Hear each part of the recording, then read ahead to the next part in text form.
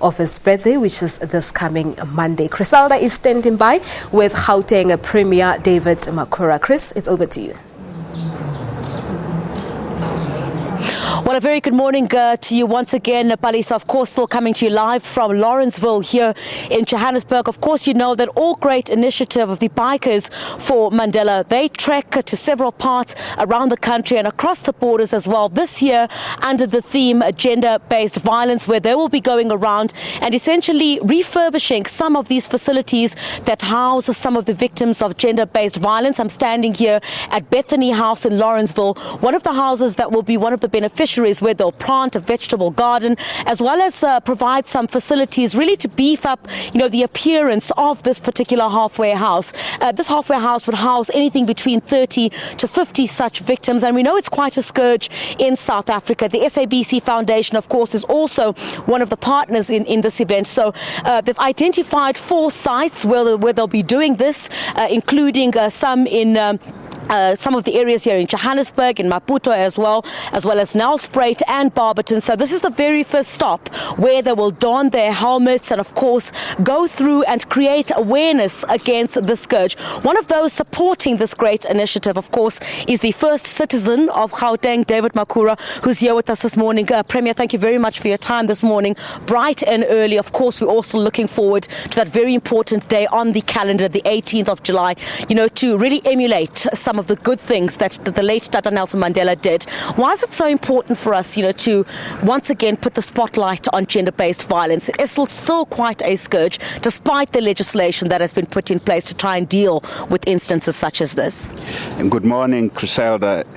Certainly, as we give a send-off to the Bikers for Nelson Mandela Day with their focus this year, their theme is gender-based violence.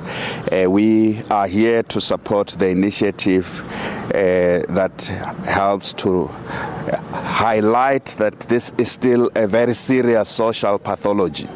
Every time I visit police stations as part of our work, I find no less than 2 women there amongst the people who are coming to the police station, brutalized, physically brutalized, to come and report gender-based violence. It's taking place at an alarming rate. It is a pathology, as I say, a social ill that we have to confront and overcome as a people.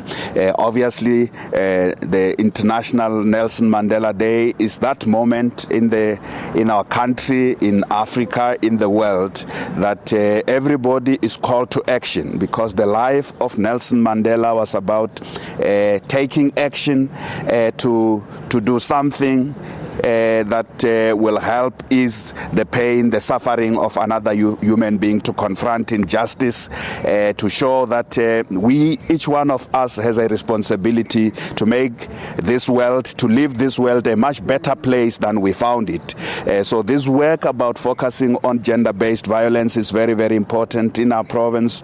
We have the Kaya Temba, the program that looks at providing safe houses for women who are abused, and help these women to rebuild their lives. And I'm very glad that that's what this place is about, to help these women to rebuild their lives. And then we need partnerships. And I'm very glad that we have partnerships here today, including the SABC Foundation. And it is these partnerships about doing good, about making a difference, that we need to move our country forward. Should we be having such facilities, where you call them halfway houses or these witness protection sites, shouldn't we actually be dealing with the actual problem? We've got legislation in place to deal with some of these issues.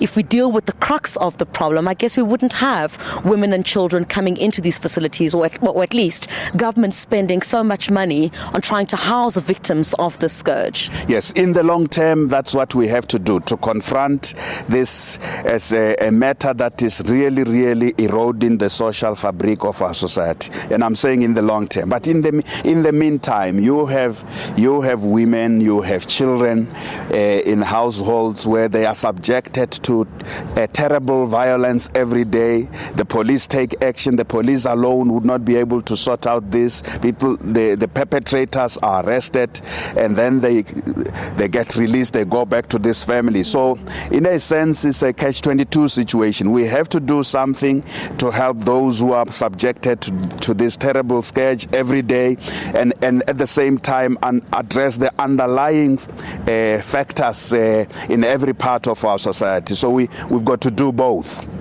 Yes. When we talk about gender-based violence, we're talking about not just, I guess, much of the focus is put on women and children. Yes. But perhaps you'd get men who would say we are equally in conditions such as that.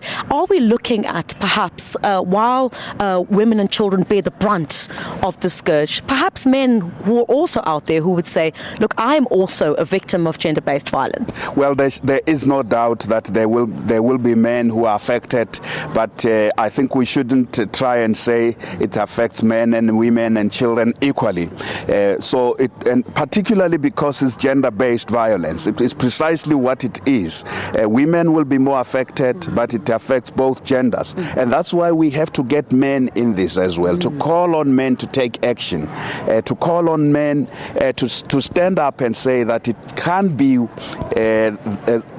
manly to abuse women, to carry out this outrageous act against women and children. So it's something that needs to be tackled by men and women, yes, even where it affects men, and I would say it's a small number.